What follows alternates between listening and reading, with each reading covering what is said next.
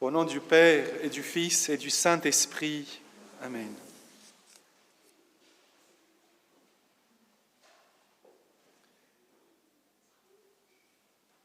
Lundi, en France en tout cas, nous avons célébré, fêté le baptême de notre Seigneur. Et voici qu'aujourd'hui, nous avons ce témoignage bouleversant de Jean le Baptiste, celui qui a baptisé notre Seigneur. Ce témoignage qui est le témoignage chrétien par excellence.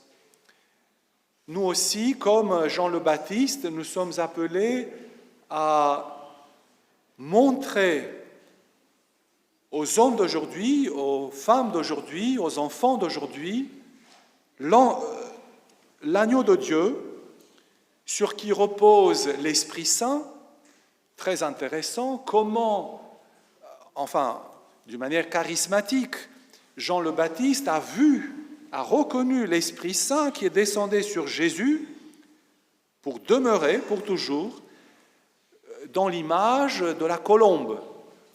La colombe, c'est le symbole de l'Esprit Saint et Jean le Baptiste la voit descendre sur Jésus. Et il reconnaît Jésus qui est l'agneau de Dieu qui enlève les péchés du monde. Et il le voit. Et il voit l'Esprit Saint dans la vie de Jésus. Il voit la plénitude de l'Esprit Saint reposer sur le Fils de Dieu.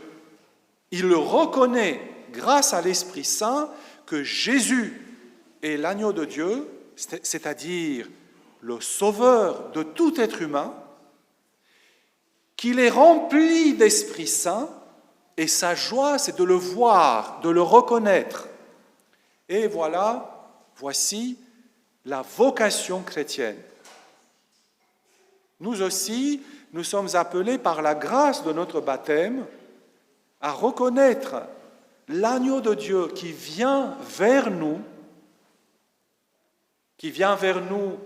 bien sûr, dans le sacrement de l'Eucharistie et dans tous les autres sacrements. Le prêtre, qui est le serviteur par excellence, nous y reviendrons, avant la communion, montre Jésus dans l'hostie et il dit « Voici l'agneau de Dieu ». Ce sont les mêmes paroles que Jean-Baptiste a dit pour ses deux disciples, Jean et André. Et Jean et André ont entendu les paroles de Jean le Baptiste, ont suivi Jésus et sont devenus ses disciples à lui. Mais Jésus, agneau de Dieu, vient dans notre vie aussi en dehors de la messe. Eh oui, vous croyez que vous allez échapper avec 1 heure de messe? Non, mes amis, vous n'allez pas y échapper. Toute la vie chrétienne, toute notre vie humaine est appelée à accueillir l'agneau de Dieu, à contempler l'Esprit Saint qui repose sur Jésus. Et c'est très intéressant. Arrêtons de regarder trop les écrans et regardons Jésus. Regardons Jésus qui vient. Comment le reconnaître? C'est vraiment la question que je me suis posée. Vraiment, Jean-Baptiste, il a vu l'Esprit Saint.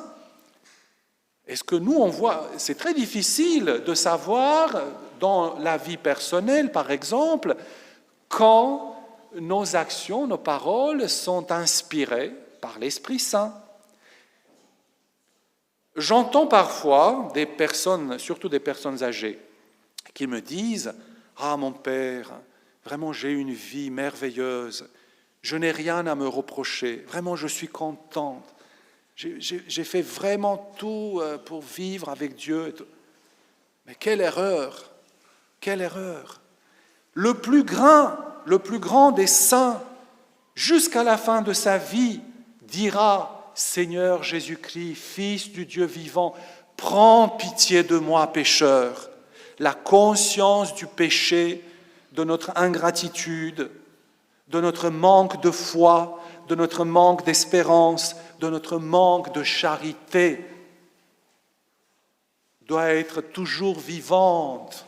Personne parmi nous ne naît saint, humble. Nous, on apprend cela. Il n'y a que Jésus qui est le saint, sur qui repose la plénitude de l'Esprit Saint. C'est-à-dire que dans tout ce qu'il a dit, dans tout ce qu'il a fait, dans tout ce qu'il a vécu, Jésus était rempli de l'Esprit Saint et il le rayonnait, il le donnait. Il n'y a aucune parole de Jésus qui soit en plus. Ah ben non, il a dit ça parce que le contexte, parce que ceci et cela. Non, toutes les paroles de Jésus sont des paroles qui nous donnent vie, c'est-à-dire qui vont donner l'Esprit Saint à nos actions. Eh bien, nous sommes appelés à vivre toute la vie humaine sous l'inspiration de l'Esprit Saint et non pas sous l'inspiration de l'esprit du monde. Comment faire cela? Comment être des Jean-Baptiste? Comment? Alors, nous savons que Jean-Baptiste, lui, le grand Jean-Baptiste, qui a été rempli de l'Esprit Saint dès le sein maternel, il a dû vivre une vie de grande ascèse. Il vivait très pauvrement, il avait tout quitté, il vivait au milieu du désert, il mangeait pas comme les autres, des choses qu'on ne mangerait pas, nous. Et il s'habillait très pauvrement et il proclamait tout le temps la parole de Dieu, tout le temps, toute sa vie. Et sa joie, ça a été de voir accompli la parole qu'il annonçait. Voici l'agneau de Dieu. C'est pour cela qu'on dit que Jean le Baptiste, c'est le plus grand des prophètes, puisque, comme tous les prophètes, il a annoncé le Messie qui venait, mais lui, il a vu, il a montré du doigt, son cœur a été visité par le Messie, et il a donné sa vie pour lui, tellement il aimait cette parole de Dieu incarné.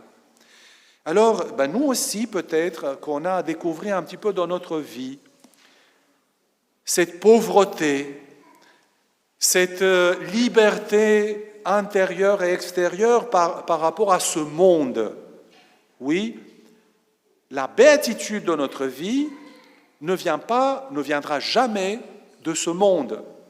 La santé de notre vie ne viendra jamais de ce monde, mais de Jésus.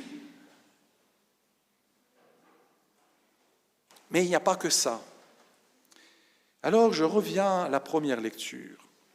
La première lecture qui est une des plus belles pages de l'Ancien Testament. Vraiment, je vous invite dans votre lectio divina quotidienne de revenir à ces chants du serviteur souffrant, c'est comme cela qu'on les appelle, écrites par le prophète Isaïe. Eh bien, le serviteur souffrant, c'est à la fois, bien sûr, l'annonce du Messie. Jésus, c'est le vrai serviteur souffrant. Il y a des pages du prophète Isaïe, quand on les lit, on se dit « Ah ben c'est Jésus, c'est la passion du Christ ». Et c'est vraiment ça. Mais en même temps, c'est aussi une communauté, le serviteur. C'est déjà l'annonce du mystère de l'Église que nous sommes. Et Jean le Baptiste, il n'était pas seul, mes amis, non plus. Il avait toute une communauté autour de lui. Jean-Baptiste, avec ses disciples, ils étaient les serviteurs souffrants de la parole de Dieu. Pourquoi souffrants ? Mais comme je le disais tout à l'heure, personne ne naît saint, immaculé. On le devient.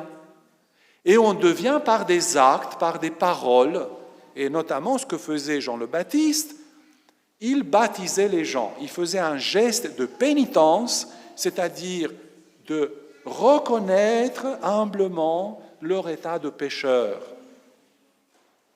Et il se faisait plonger dans l'eau du Jourdain, qui symbolisait, dans la Bible, symbolisait la mort au péché, et la renaissance pour la vie dans l'Esprit Saint. Eh bien, c'est comme cela aussi notre baptême. Le problème, c'est que nous avons la mémoire très courte. On oublie. Les parents oublient tout de suite qu'ils ont baptisé leurs enfants. C'est-à-dire, ils pensent que ça a été quelque chose de magique et qu'après, ils s'étonnent que les enfants ne continuent pas à vivre dans l'Esprit Saint qu'ils ont reçu au baptême. Ou si on se fait baptiser plus tard, on oublie très vite et on rentre dans l'esprit du monde et non pas dans l'Esprit Saint. Alors la clé pour vivre de l'Esprit Saint, Jean le Baptiste nous le montre et Isaïe nous le montre, c'est le service. Ce n'est pas pour rien qu'il dit le serviteur. Alors, le service à la fois personnel, le serviteur de l'agneau de Dieu, ou les serviteurs de Marie, les filles de notre paroisse qui servent à l'autel s'appellent les servantes de Marie. Et les garçons s'appellent les servants de Jésus. Voilà. Eh bien, nous sommes les serviteurs de l'agneau, à la fois personnellement, comme je le disais, ça commence par la reconnaissance de notre humilité, de notre petitesse, de notre péché. Et plus on avance dans la vie, plus on est des pécheurs. Ceux qui sont les plus anciens parmi nous, c'est des plus grands pécheurs, ils portent plus de péchés. Eh bien oui, c'est comme cela, mes amis, ne vous étonnez pas. Mais ce n'est pas pour cela que Jésus ne les aime pas, mais si au contraire, il les aime plus. Plus le péché abonde, plus la grâce surabonde, dit saint Paul. Alors, ce service, attention, Isaïe nous le dit, ce n'est pas simplement quelque chose de personnel, mais c'est communautaire. Et c'est là la clé. Notre vie chrétienne n'est pas une vie privée. Eh oui, ce n'est pas une vie privée, c'est une vie publique. C'est-à-dire que c'est la vie. Elle doit resplendir, elle doit rejaillir sur nos frères et sur nos sœurs, sur notre manière d'être, manière de parler, manière de construire ce monde. On ne travaille pas pour gagner de l'argent, on travaille pour le royaume de Dieu, nous dit Jésus.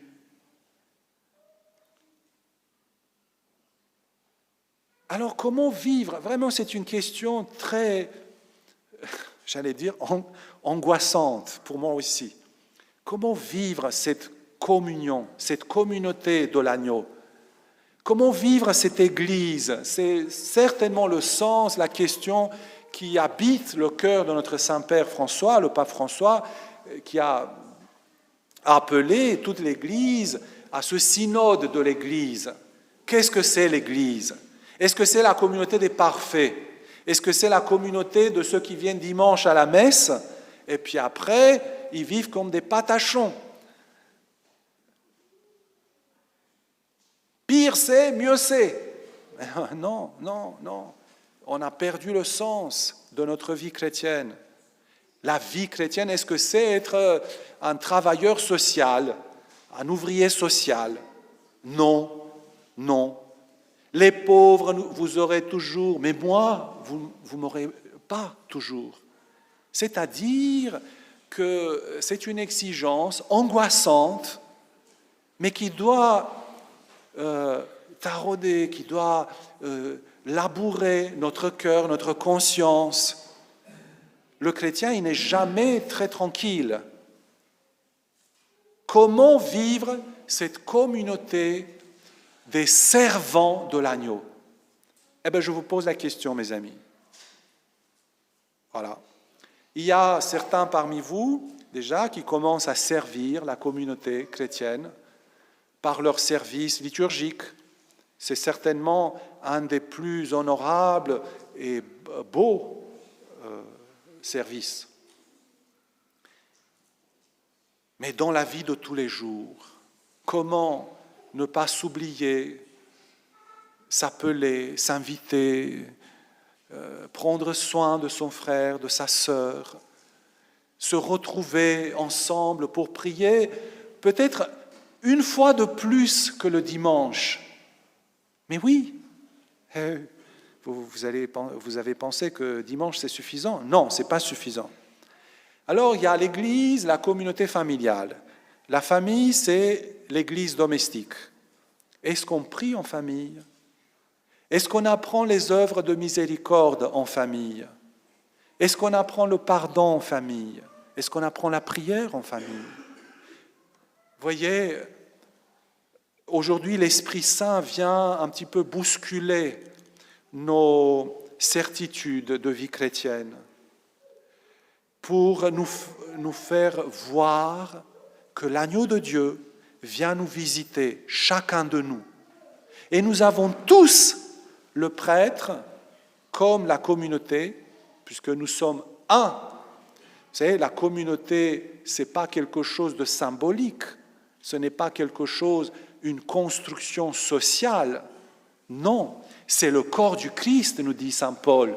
Le corps, mes amis, le corps, c'est extrêmement concret cela. Ça doit se voir, ça doit se toucher, ça doit pâtir, souffrir ensemble. Ne laissez pas vos prêtres seuls. Eh bien, comment vivre ce corps du Christ? D'abord dans vos familles, mais aussi dans ce corps qui est l'Église et qui est fait de compassion, de tendresse, de service. Le service, c'est la clé de la sainteté. Supplions l'Esprit Saint qu'il vienne nous illuminer, nous donner cette lumière qui donne la joie au cœur chrétien de voir l'agneau de Dieu venir nous visiter dans nos vies et de voir l'Esprit Saint qui demeure, même si c'est par instant, par moment dans notre vie, dans la vie de notre frère, de notre sœur.